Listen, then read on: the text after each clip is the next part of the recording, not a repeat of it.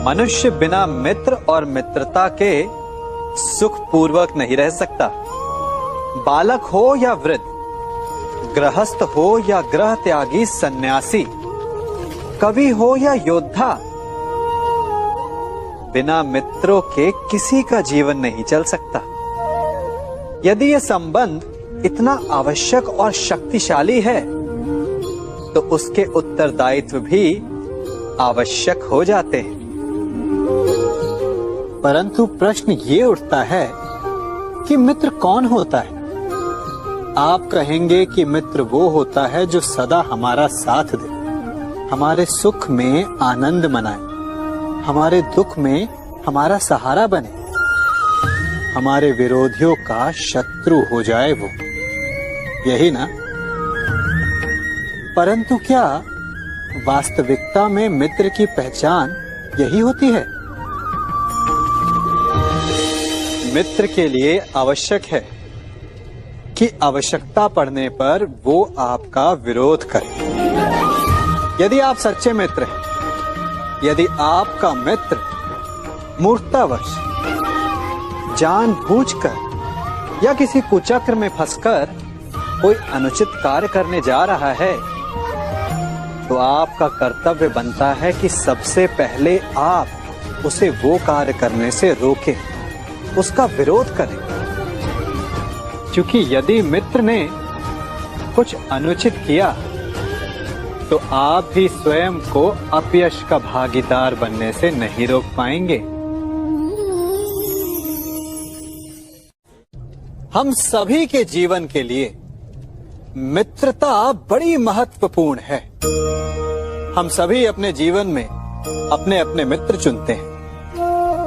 मित्र वो होता है जिसके साथ रहने में, जिसके साथ समय बिताने में आनंद मिले। किंतु क्या मित्रता का अर्थ केवल इतना ही है? मित्रता होनी चाहिए जल और दूध की भांति।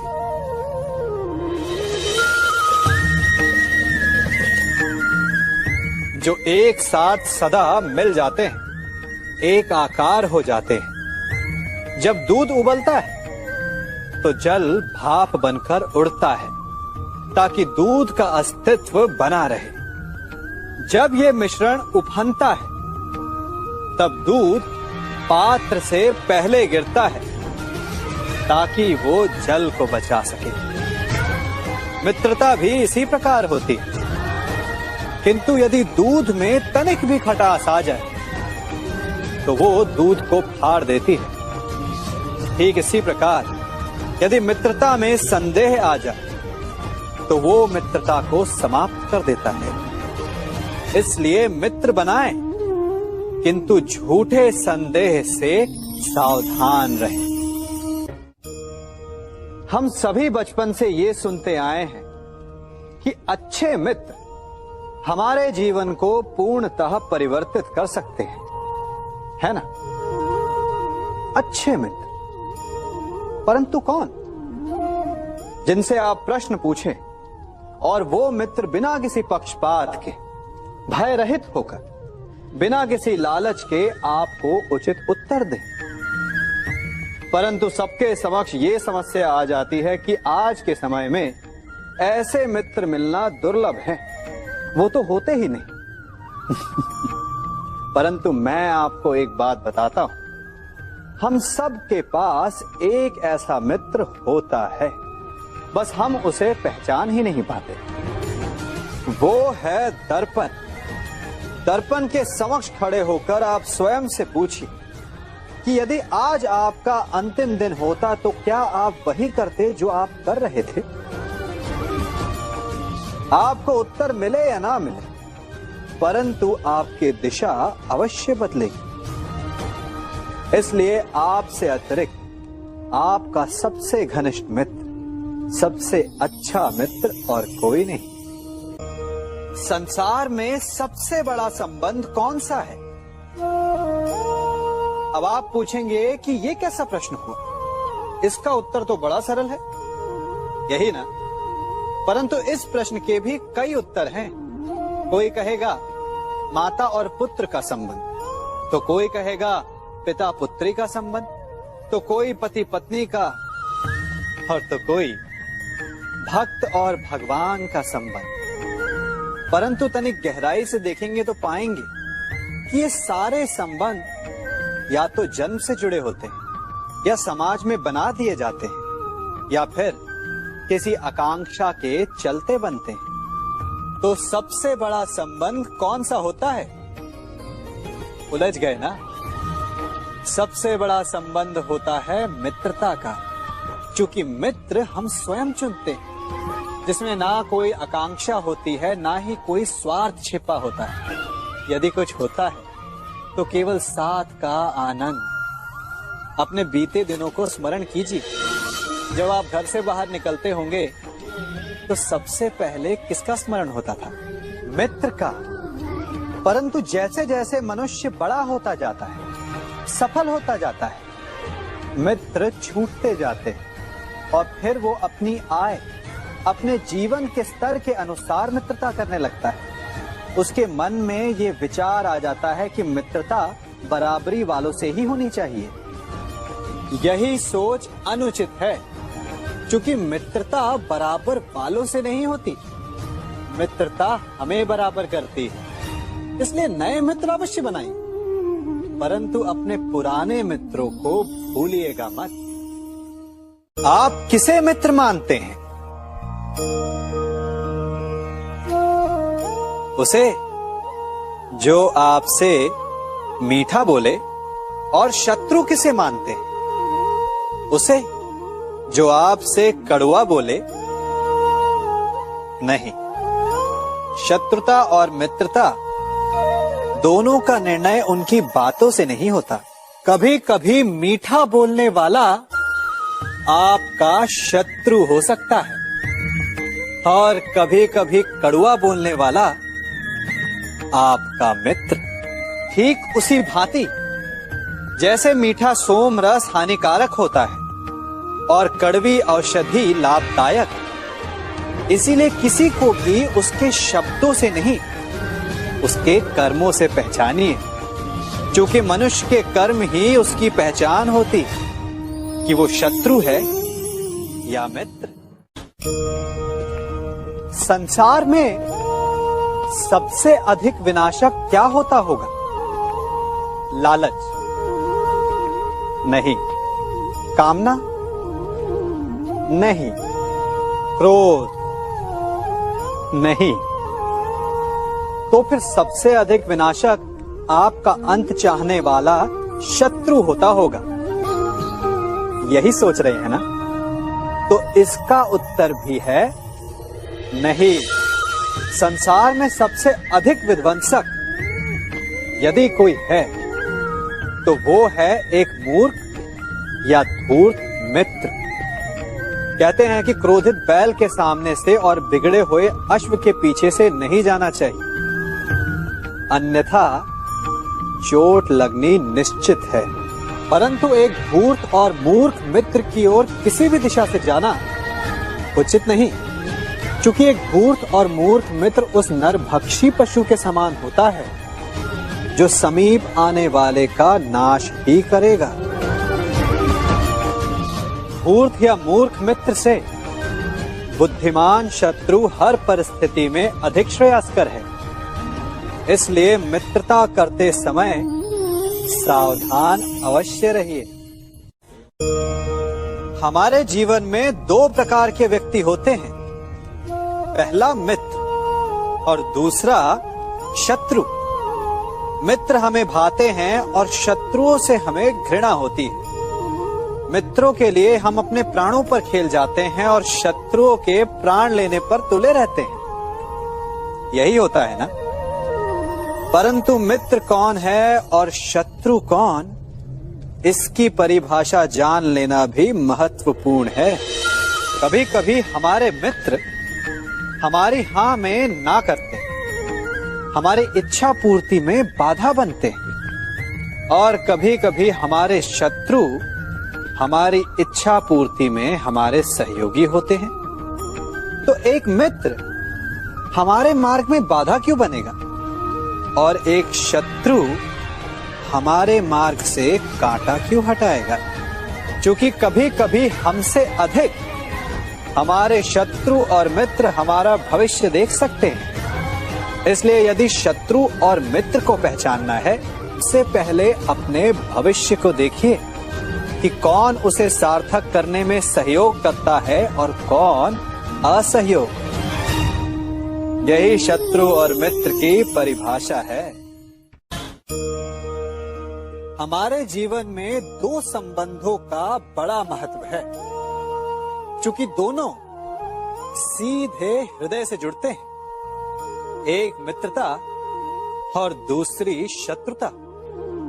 हृदय से जुड़ने वाली मित्रता और शत्रुता अधिकतर हमारे वचनों से जन्म लेते हैं। जब हम सफलता के कारण अधिक उत्साह में होते हैं या किसी हानि के कारण आक्रोश में होते हैं, उस समय हमारे वचनों पर हमारा नियंत्रण नहीं रह पाता। ऐसी स्थिति में हम कुछ ऐसा बोल जाते हैं कि सामने वाला उसे हमारा अहंकार समझकर हमसे मित्रता तोड़ देता है या अपना अपमान समझकर हमसे शत्रुता साध लेता है।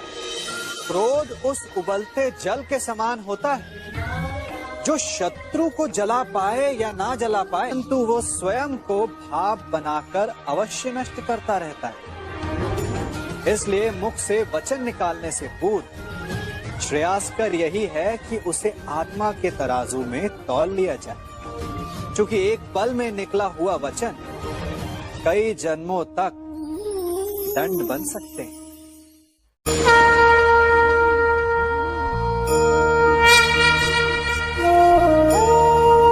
शांति किसे नहीं चाहिए? मानव युद्ध भी शांति के लिए ही करता है और संधि भी।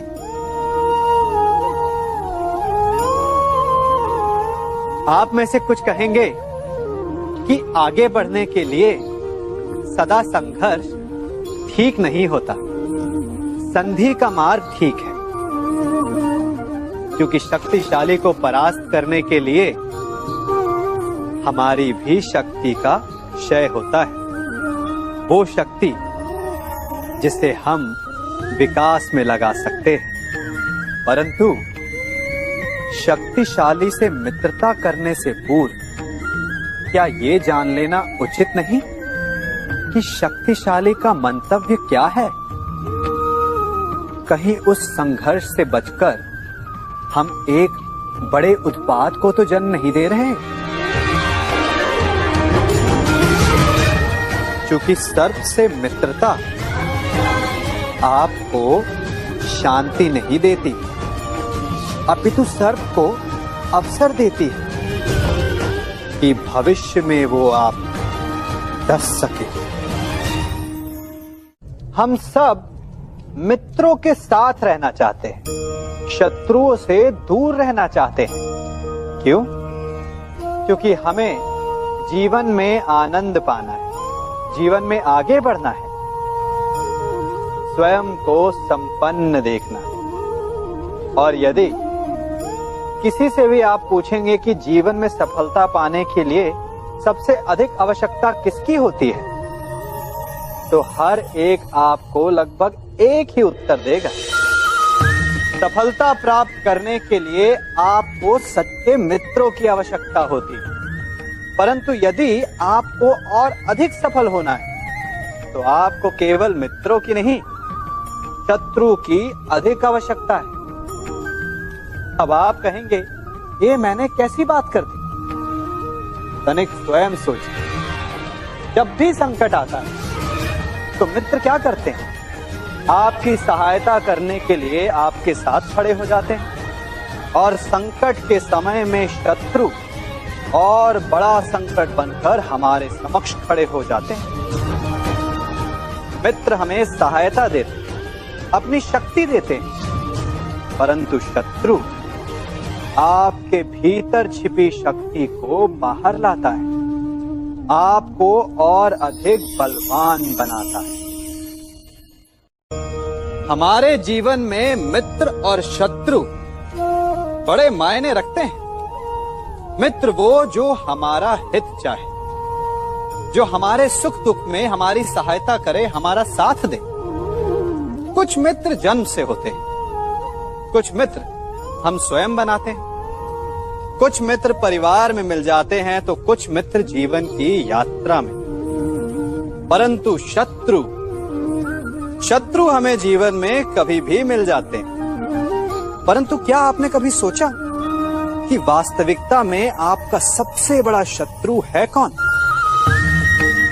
आपका सबसे बड़ा शत्रु आपके भीतर छिपा बैठा है, और वो है आपका क्रोध। आप जिनसे रुष्ट होते हैं, उन पर क्रोध करते हैं, उन्हें हानि पहुंचाने का प्रयास करते हैं।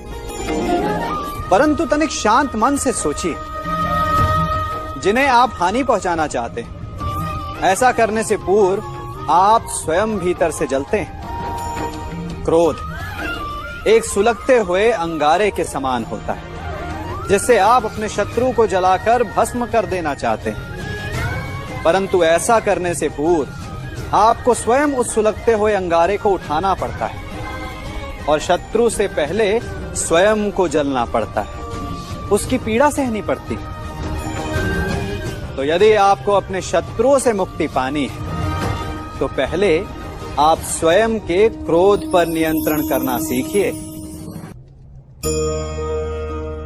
हमारे जीवन में मित्र और शत्रु बड़ा महत्व रखते हैं। यदि गंभीरता से सोचा जाए तो ऐसा कोई क्षण नहीं जब हम अपने मित्रों के बारे में ना सोचते हो, या फिर अपने शत्रुओं के बारे में।